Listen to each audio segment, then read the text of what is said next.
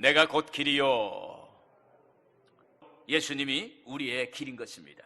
오늘 본 말씀은 예수님께서 마지막 십자가에 못 박혀 죽으시기 전 고별사로 말씀하신 것입니다. 너희는 마음에 근심하지 말라. 하나님을 믿으니 또 나를 믿으라. 내 아버지 집에 거할 곳이 많도다. 예수께서 가라사대 내가 곧 길이요 진리요 생명이니 나로 말미암지 않고는 아버지께로 올 자가 없느니라. 오늘 내가 곧 길이요라는 제목의 말씀으로 나누겠습니다. 먼저 예수님은 우리의 인생이 길이 되셔서 근심 걱정을 해결해 주십니다. 1절에 한번 같이 보겠습니다. 너희는 마음에 근심하지 말라. 하나님을 믿으니 또 나를 믿으라. 여러분, 예수님께서 최후 만찬과 세족식을 베푸시고 새 계명을 전해주셨어요. 그리고 마지막 고별의 말씀을 하시는 것입니다. 이에 제자들은 마음은 근심으로 가득 찹니다. 자신들에게 귀중하게 여김을 받는 그 분이 앞으로 죽임을 당한다는 사실에 대해서 그들의 마음속에 큰 근심으로 다가온 것입니다. 이들은 예수님 옆에 3년 반이나 동고동락했기 때문에 예수님의 마음을 아는 거예요. 이때 예수님이 마지막 고별의 말씀은 어땠을까요? 예수님은 온 마음으로 그들에게 말씀하셨을 것입니다. 예수님은 영으로 그들에게 말씀하셨을 것입니다. 예수님은 가슴으로 말씀을 하셨을 것입니다. 가슴이라는 시가 있습니다. 김승희 시인이 쓴 시인데 제가 한번 읽어드리겠습니다. 세상에서 말 한마디 가져가라고 그 말을 고르라고 한다면 가슴이라고 고르겠어요. 평생을 가슴으로 살았어요. 가슴이 아팠어요.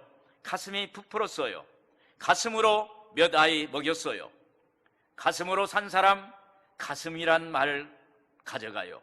그러면 다른 오는 사람 가슴이란 말 듣고 와야겠네요. 한 가슴이 가고 또 한 가슴이 오면 세상은 나날이 그렇게 새로운 가슴이에요. 새로운 가슴으로 호흡하고 맥박쳐요. 이렇게 시인은 말하고 있습니다. 여기서 가슴은 우리의 심장을 말합니다. 여기서 가슴은 우리의 마음, 우리의 영혼을 표현한 것입니다. 그러므로 오늘 말씀은 예수님께서 오늘 우리에게 가슴으로 말하는 거예요. 가슴으로 하나님의 사랑과 관심을 우리에게 표현하고 있는 것입니다. 1절에 너희는 마음에 근심하지 말라. 하나님을 믿으니 또 나를 믿으라고 말씀하시는 것입니다. 여기서 근심은 인간의 한계를 말합니다. 근심이라는 뜻은 마음을 놓지 못하는 것, 걱정, 근심, 염려하는 것. 근심이라는 단어 자체는 일어나는 상황보다는 마음의 상태를 비중을 두고 있는 거예요. 그래서 실제 일어나지도 않는 상황인데 지레 염려하고 근심, 걱정하는 것입니다. 여러분, 작은 근심도 자꾸 쌓이면 심장병이 된다는 이야기가 있습니다. 심리학에서는 근심을 느린 형태의 자살이다, 느린 형태의 자살이라고 얘기하겠어요. 그러니까 근심한다는 것은 서서히 자신을 죽이는 거예요. 여기서 예수님은 그들에게 근심을 이기는 방법을 일러주셨습니다. 그것은 하나님을 믿고 예수님 자신을 믿으라는 것입니다. 여러분, 하나님을 믿고 예수님을 믿는다는 것은 예수님이 십자가에서 못 박혀 죽으심으로 우리의 모든 죄를 사하시고 그리고 3일 만에 부활하심을 통해서 하나님의 아들이 되신 것을 믿으라는 거예요. 예수님이 흘리신 피의 값으로 인간의 죄값을 속량하셨으니, 값주고 사셨으니 인간의 과거의 죄, 현재의 죄, 미래의 죄까지 다 사해 주셨다는 것입니다. 예수님의 부활로 하나님의 아들이심을 증거한 것을 믿으라는 것입니다. 히브리서 10장 19절에서 20절에 보시면 그러므로 형제들아 우리가 예수의 피를 힘입어 성소에 들어갈 담력을 얻었나니 그 길은 우리를 위하여 휘장 가운데로 열어놓으신 새로운 살 길이요 휘장은 곧 그의 육체니라 그랬습니다. 예수님이 십자가에 못 박혀 죽으신 순간 하나님의 성전에 휘장이 위로부터 아래로 쫙 찢어졌습니다.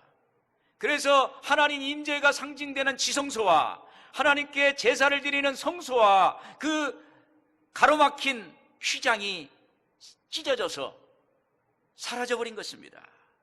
그래서 이전에는 죄인은 하나님 앞에 나아갈 수가 없었습니다. 예수의 피를 덧입고 가지 않고는 갈 수가 없어요. 그런데 휘장이 찢어짐을 통해서 하나님과 인간이 소통할 수 있고 만날 수 있고 교통할 수 있는 그러한 장을 만들어 주신 것입니다. 또한 부활하셔서 하나님의 아들이심을 증거함으로 그 십자가의 길은 우리에게 열어놓으신 새로운 살 길이라고 말씀하시고 있는 것입니다. 죄로부터 죽음, 질병, 저주, 근심 이런 것을 새로운 살 길이라는 거예요. 여기서부터 우리를 새로운 살 길로 만들어 주셨다는 것입니다. 염려와 근심은 인간의 죄의 열매예요. 그러므로 인간의 죄의 문제를 예수님의 십자가로 해결하면 근심과 염려가 사라지게 되는 것입니다. 그래서 예수 그리스도를 믿으라는 거예요. 근심을 이기는 방법은 기도하는 것입니다. 기도는 나의 문제를 하나님께 맡기는 것입니다. 빌립보서 4장 6절에서 7절에 보시면 아무것도 염려하지 말고 다만 모든 일에 기도와 간구로 너희 구할 것을 감사함으로 하나님께 아뢰라. 그리하면 모든 지각에 뛰어난 하나님의 평강이 그리스도 예수 안에서 너희 마음과 생각을 지키시리라. 마가복음 9장 29절에는 기도 외에는 다른 것으로는 이런 유가 나갈 수 없느니라 하시니라. 그리고 누가복음 18장 1절에서는 이렇게 말씀하십니다. 예수께서 그들에게 항상 기도하고 낙심하지 말아야 할 것은 비유로 말씀하여 이렇게 말씀하셨습니다. 오늘 여러분 염려 근심하기 전에 대신에 하나님께 기도하는 거예요. 경부고속도로에 가다 보면 그 부산 나가는 출구 쪽에 보면 왜 염려하십니까? 곧 기도할 수 있는데 이렇게 써 있어요. 이 간판이. 왜 염려하십니까? 기도할 수 있는데. 복음성가에 되어 있어요. 기도할 수 있는데 왜 걱정하십니까? 기도하면서 왜 염려하십니까? 기도할 수 있는데 왜 실망하십니까? 기도하면서 왜 방황하십니까? 오늘 기도는 우리의 문제 해결의 키입니다. 기도하면 하나님께서 우리를 도와주십니다. 기도하면 우리 안에 있는 말씀이 역사해 주셔서 염려 근심을 해결해 주시는 역사를 행해 주시는 것입니다. 여러분 캄캄한 어둠 속에서 주님이 임재하시니까 인생의 길이 보인 것입니다. 이전에 깨닫지 못했던 길이 알게 되는 것입니다. 예전에 생각지 못했던 길을 찾게 되는 거예요. 이것이 바로 예수님이 내가 곧 길이라는 거예요. 오늘 여러분 예수님이 우리의 길이 되신다는 사실을 믿고 주님을 따라가기를 주의 이름으로 축원을 드립니다. 다음에 예수님이 우리의 길이 되셔서 하나님 아버지 집으로 인도하시는 것입니다. 2절에 같이 보겠습니다. 내 아버지 집에 거할 것이 많도다. 그렇지 않으면 너에게 일렀으리라. 내가 너희를 위하여 거처를 예비하러 가노니. 이 말씀은 우리가 하나님 집에서 예수님과 함께 거할 영원한 장소에 대한 약속의 말씀입니다. 내 아버지 집에 거할 곳이 많도다. 이 말씀은 하나님 아버지 집에서 아들 예수님과 함께 있는 장소는 영적인 거듭남의 장소라는 거예요. 즉 거기서 우리가 영적으로 태어난다는 것입니다. 여러분 우리가 예수님 믿고 하나님 아버지 집에 거하면 하나님 자녀로 거듭나는 거예요. 이때 하나님 자녀로서 신분과 자존감을 갖게 되는 것입니다. 베드로도 예수님 만나서 배를 버려버리고 예수님을 따랐어요. 마태도 세관에서 이러다가 예수님 만난 후에 예수님을 따랐습니다. 왜 그랬을까요?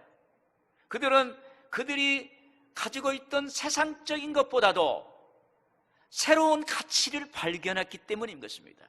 그 새로운 가치는 하나님이 나를 하나님의 자녀로 알아주시고 인정해 주신다는 거예요. 하나님이 나를 그대로 받아주신다는 거예요. 하나님이 나를 소중한 존재로 보신다는 거예요. 하나님이 자기의 형상으로 인정하신다는 거예요.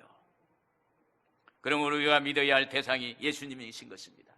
사랑하는 여러분, 예수님이 우리를 아버지 집으로 인도하는 길이라는 사실을 믿기를 바랍니다.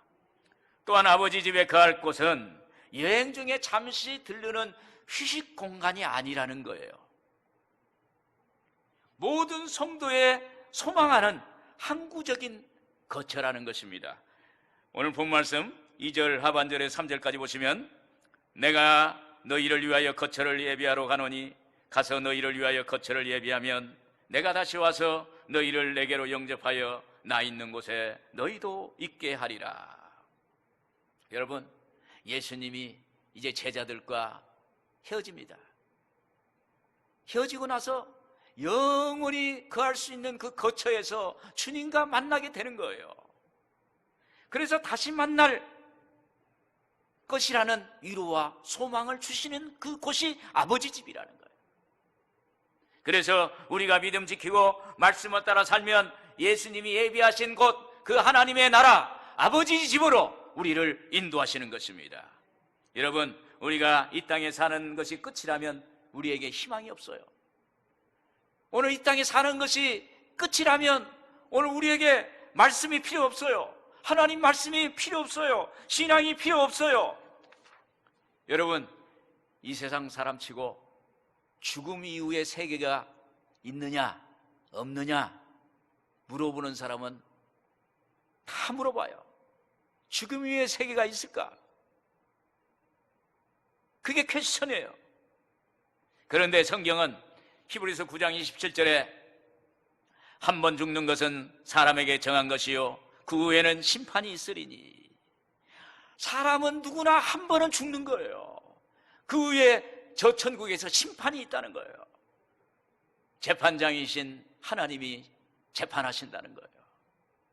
그리고 고린도후서 5장 1절에 보면 만일 땅에 있는 장막집이 무너지면 하나님께서 지으신 집 곧 손으로 지은 것이 아니요 하늘에 있는 영원한 집이 우리에게 있는 줄 아느니라. 이 세상 너머에는 저 천국이 있다는 거예요. 사람의 손으로 지어진 집이 아닙니다. 하나님의 손으로 지은 집, 그곳에는 곡하는 것이나 앓는 것이나 그리고 슬픔이나 그리고 고통이 없는 그 영원한 그곳이 있다는 거예요. 그래서 우리는 천국 소망을 갖는 것입니다.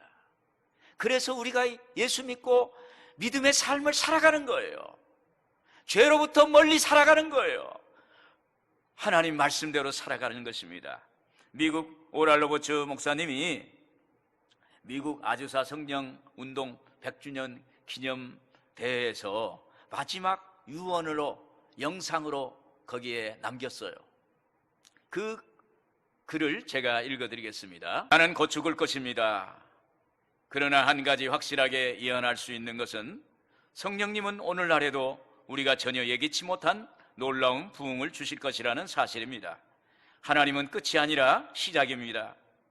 천국에서 주님과 함께 다음 세대의 부흥을 볼 것입니다. 이때 오랄로 목사님의 나이는 91살이에요.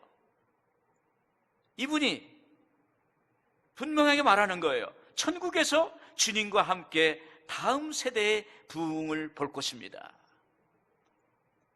믿음이 너무 좋잖아요. 이 목사님이 천국에서 주님과 함께, 예수님과 함께 이 땅을 바라보면서 부흥을 보겠다는 거예요. 천국이 있다고 천국의 소망을 두고 이렇게 살아가고 있는 것을 보고 천국에 대한 소망을 갖는 것, 얼마나 우리에게 소망적인 것입니까? 저도 작년에 제가 모셨던 조 목사님도 천국 가셨어요. 그리고 좀 있다가 저희 아버님도 천국 가셨어요. 그래서 종종 요즘 생각이 나면 천국에서 다시 만날 것이라는 믿음과 소망이 있어요. 그날 만날 것이다. 그때 거기서 주님을 만나고 또 먼저 가신 목사님들도 만나고 또 우리 부모님들도 만나고 또 거기서 서로가 주님이 주시는 기쁨을 누릴 것입니다. 그래서 우리가 이 땅에 살면서 믿음으로 사는 거예요. 예수님이 우리를 소망의 항구로 인도하시는 것입니다.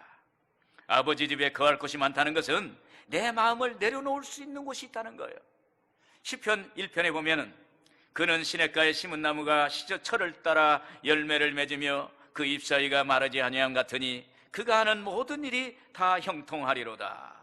시냇가는 아버지 집이에요. 거기에 우리는 심겨진 나무예요. 그래서 아버지 집에 거하면 철을 따라서 나무가 열매를 맺고 잎사이가 마르지 않고 일이 형통하게 되는 것입니다.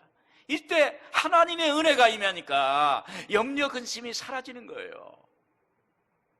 여러분, 하나님의 은혜가 임하면 이전 것은 지나가고 보라 새 것이 되었도다. 새로운 존재가 됩니다. 하나님의 은혜가 임하면 죽었던 것이 살아나는 역사가 나타납니다. 그러면 우리 안에 마음의 염려 근심이 사라지고 하나님이 주시는 평안이 오게 되는 것입니다. 제가 예전에 공항에서 근무할 때 주일 예배를 위해서 공항에서 여의도까지 장거리 택시를 타고 출석을 했습니다. 그렇게 아버지 집에 교회에 오면은 회사에서 분주했던 그 마음, 또 상심했던 마음, 그리고 여러 가지 마음에 그 문제가 있었던 것들이 다 사라지는 거예요. 아버지 집에 오니까 제가 아까 예배 지금 일부부터 이렇게 드려서 이렇게 나오는 보면 찬송가 속에 그 찬송이 성령의 감동으로 지어진 찬송인데 찬송을 부를 때 하나님의 성령이 여기에 운행하시는 거예요. 그리고 오늘 예배의 장소에 하나님이 운행하시는 거예요. 야, 이게 거룩한 것이구나. 그렇게 느껴졌어요. 그럴 때 우리의 마음이 염려 근심이 사라집니다. 걱정 근심이 사라지는 거예요. 그래서 결국 예수님이 저의 마음을 평화로운 마음으로 인도해 주시는 것을 제가 봤습니다. 여러분, 아버지 집은 이 땅에서는 교회요, 죽음 건너편은 천국입니다. 우리는 언제든지 앞서거니 뒤서거니 영원한 안식이 있는 천국으로 갈 것입니다. 바울은 이렇게 말합니다. 나는 선한 싸움 싸우고 나의 달려갈 길을 마치고 믿음을 지켰으니 이제후로는 나를 위하여 의의 면류관이 예비되었으므로 주곧 의로우신 재판장이 그날에 내게 주실 것이라. 이렇게 말씀했어요. 천국에서 주시는 그 상급을, 면류관을 소망하는 그 바울의 모습을 우리가 볼 수가 있습니다. 오늘도 예수님 아버지 집을 인도하시는 그러한 역사가 있기를 주의 이름으로 축원을 드립니다. 끝으로 내가 곧 길이요라는 말씀은 길 대신 예수님을 따르는 삶을 살아라는 것입니다. 6절에 보겠습니다. 같이. 내가 곧 길이요 진리요 생명이니 나로 말미암지 않고는 아버지께로 올 자가 없느니라. 여러분, 우리가 예수님 믿고 예수님 안에 정체성을 가지면 우리의 마음에 모든 염려 근심 사라지고 그리고 인생의 길이 열리는 것입니다. 내가 곧 길이요라는 말씀은 예수님이 십자가에서 우리의 모든 죄와 그 형벌을 담당하시고 구원의 길을 다 이루셨다는 거예요. 그러므로 우리가 예수님 본받고 예수님을 닮아가는 삶을 살라는 것입니다. 왜 그럴까요? 예수님이 우리의 인생길이 되신 것처럼 우리도 누군가를 위해서 예수님 닮아서 누군가 예수님께로 인도하는 사람이 되라는 것입니다. 이것이 바로 기독교 영성이에요. 영성이라는 것은 예수님처럼 사는 거예요. 예수님 닮아가는 거예요. 예수님을 위해 사는 거예요. 예수님을 위해서 죽는 거예요. 예수님처럼 말씀대로 살아가는 것입니다. 로드니 스타크라는 사람이 기독교 발흥이라는 책에서 예수님을 믿는 사람들이 어떻게 모든 핍박을 겪어내고 로마 제국을 기독교 국가로 만들었는가를 파악해서 보고한 책입니다. 당시 로마에는 흑사병이 2번이나 발병이 됐답니다. 흑사병이라는 것은 패스트예요. 패스트. 전염병이에요. 오늘날 코로나19처럼 엄청난 인류를 죽였어요. 패스트 흑사병이 걸려가지고 많은 사람 죽었어요. 그때 로마에도 패스트가 발병이 됐다는 거예요. 국가적인 재앙이었답니다. 이에 로마의 이교도들은 자신들의 종교의 사제들에게 이 재앙이 어디서 왔느냐고 물어봤답니다. 그때 이 사제들은 우리는 모른다, 이 재앙이 어디서 온지 모른다 하고 로마를 떠나버렸어요.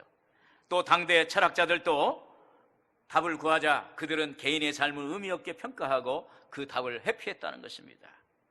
당시 기록을 보면 그때 죽음의 흑사병이 제국을 덮고 있을 때 철학자들은 현실과 동떨어진 애매한 말만 짓거리고 있었다라고 했습니다. 그런데 기독교는 달랐다고 합니다. 그들은 잃어버린 가족과 친구들 앞에서 다시 볼 수 있다는 소망 때문에 그 자리를 떠나지 않았어요. 그들은 십자가의 지신과 부활로 인류를 구원하신 예수님을 닮기를 원했어요. 그러자 그들은 자신의 몸을 던져서 병자들을 간호하기 시작했어요. 그자 로마 사람들이 그 생존율이 급격하게 증가했답니다. 이렇게 그리스도의 사랑이 전파되자 로마가 기독교 국가가 됐다는 거예요. 할렐루야. 예수를 닮아야, 우리를 위해 십자가에 매달리신 그 주님을 닮아야 그것이 감격이 되고 그것이 사람을 살리고, 그래서 하나님의 나라가 확장됐다는 것입니다. 예수님이 생명의 길인 것입니다. 내가 곧 길이라는 뜻은 예수님의 말씀대로 살아가는 것입니다. 그러면 길이 있다는 거예요. 시편 119편 105절에 주의 말씀은 내 발의 등이요 내 길의 빛이니이다. 하나님 말씀대로 실천한다는 것입니다. 하나님 말씀대로 정직과 그리고 신용으로 큰 기업을 이룬 최태섭 장로님 이야기가 있어요. 한국유리 창업자 최태섭 장로, 한국교회 장로님 하면 최태섭 장로님을 말해요. 이분이 일제강점기에 만주에서 무역을 했는데 일본 사람과 중국 사람 사이에서 무역을 했어요. 한 번은 기차로 수십 회차의 분량의 콩을 일본인에게 사들여가지고 중국 사람에게 파는 거예요. 그런데 미리 계약금을 받고 물건을 중국 사인에게 전매하기로 계약했어요. 그런데 그러고 나니까 막 콩값이 막 올라가는 거예요. 그러니까 중국 사람이 그랬어요. 생각, 야, 이거 계약금, 위약금 물어주고 계약을 해지해버리면 끝날 텐데 어떻게 할까? 그렇게 염려를 했는데 이 최태섭 장로님이 중국 상인을 만나서 한 번 한 약속은 끝까지 지킵니다. 이것이 상도입니다. 라고 하면서 물건의 전량을 넘겨줬다는 거예요. 그래서 중국 상인이 아니 어떻게 계약을 파기하고 위약금만 물어주면 되는데 이럴 수가 있느냐? 그러면 이익금의 반을 주겠다. 그러니까 이 최 장로님이 그것도 거절했다는 거예요. 그러자 이 중국 상인이 최태섭 장로님이라는 이 조선 사람이 큰 이익을 거둘 수 있는 기회가 있었는데 그걸 포기하고 그 약속을 지켰다고 중국 사람들에게 막 전파를 했어요. 그리고 상인협회 회원회 공문까지 발송해서 그걸 전파했어요. 그 결과 이 최태섭 회장이 성공하지 않을 수 없는 상황이 돼버린 거예요. 여러분 요즘 뭐 돈줄 나게 하는 뭐 이런 캠페인도 있잖아요. 무슨 짜장면을 이렇게 대접했더니 야, 그 집 돈줄 내자 하니까 막 그 집 가서 막 사가지고 부자가 되는 그러한 일이 있듯이 그런 역사가 돼서 이 최태섭 장로님이 한국유리에 창업하게 돼서 오늘날 큰 기업을 이루게 됐다는 것입니다. 또한 내가 곧 길이라는 것은 예수님이 하나님을 위해 사신 것처럼 우리도 하나님의 영광을 위해 살아라는 거예요. 고린도전서 10장 31절에 그런즉 너희가 먹든지 마시든지 무엇을 하든지 다 하나님의 영광을 위해서 하라. 이사야서 43장 7절에 내 이름으로 불려지는 모든 자 곧 내가 내 영광을 위하여 창조한 자를 오게 하라. 그를 내가 지었고 그를 내가 만들었느니라. 여러분, 지금 성령님이 계십니다. 성령님이 오늘 예수님을 조명해 주세요. 그래서 예수님이 우리의 인생의 길이라는 것을 알게 해주시고, 예수님이 우리의 인생의 그 하나님 아버지 집으로 인도하는 그 길이라는 것을 오늘 우리에게 보여주시는 것입니다. 예수님께서 하나님의 영광을 위해서 사신 것처럼 우리도 하나님의 영광을 위해서 살아라는 거예요. 오늘 여러분, 하나님의 영광을 위해서 지어졌으니 하나님의 영광을 위해서 살아가는 여러분들 되기를 주의 이름으로 축원을 드립니다. 한 가지 말씀을 드리겠습니다. 독일에서 태어난, 그리고 미국에서 대학과 대학원을 졸업한 박지혜 자매라고 있어요. 이 박지혜 자매는 바이올리니스트예요. 여러분들이 많이 봤을 것입니다. 2004년쯤 독일로 가서 국립음대에 공부하고 있었는데 정신적으로, 신앙적으로 위기를 겪게 됐습니다. 이때 바이올린이 무게가 느껴지는 거예요. 여러분, 바이올리니스트는 바이올린이 자기의 그 생명줄이잖아요. 그럼 가볍는데 그게 무거워지는 거예요. 그리고 자신의 재능이 부족하게 됐고, 그래서 깊은 우울증과 무기력에 빠져들었어요. 2008년도에 어머니는 그를 귀국시켰어요. 기도할 힘조차 잃어버린 순간 그의 귀에 불현듯 이런 복음성가가 들렸어요. 누군가 널 위해 기도하네. 누군가 널 위해 기도하네. 어머니가 음악을 그만두기 전에 마지막으로 하나님께 영광을 돌려보자고 권유해서 찬송가를 연주하기 시작했어요. 그것이 간증 콘서트의 시작이 돼가지고, 그래서 거기에서 새 힘을 얻었고 그 받은 은혜를 나누고자 해서 앨범을 제작하기까지 됐어요.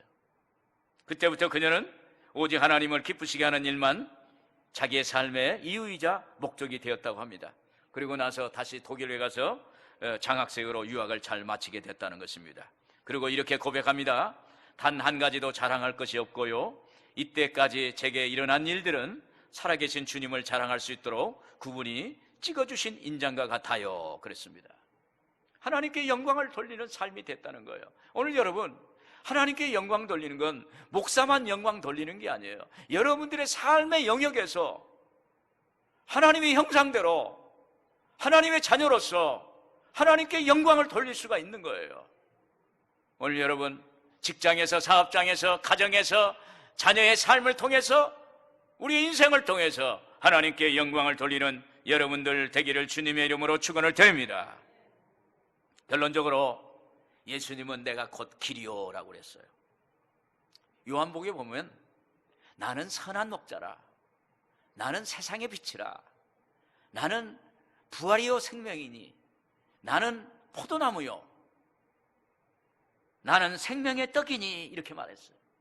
이게 뭐냐면은 예수님은 나는 선한 목자라, 나는 세상의 빛이라 자기를 드러내는 거예요. 자기의 정체성을, 하나님이 예수님의 정체성을 드러내는 거예요. 그러니 나를 믿으라는 거예요. 나를 따라오라는 거예요. 여러분, 예수님이 우리의 인생의 길이 되십니다. 그러므로 우리가 예수님을 본받고 닮고 따라가면 저 천국의 소망과 그 상급이 우리에게 있는 거예요. 오늘 여러분들에게 예수님이 길이 되셔서 여러분들의 인생의 길을 인도하는 그러한 역사가 있기를 주님의 이름으로 축원을 드립니다. 기도하겠습니다.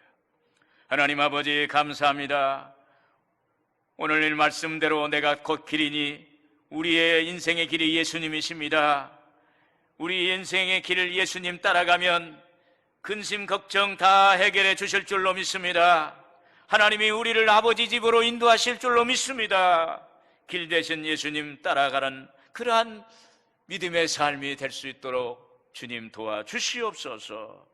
오늘 길 대신 예수님, 우리의 삶의 길이 되셔서 하나님의 놀라운 축복과 은혜와 그리고 기적이 일어나는 그러한 복된 삶이 되게 하여 주시옵소서. 예수님의 이름으로 축복하고 기도드립니다. 아멘.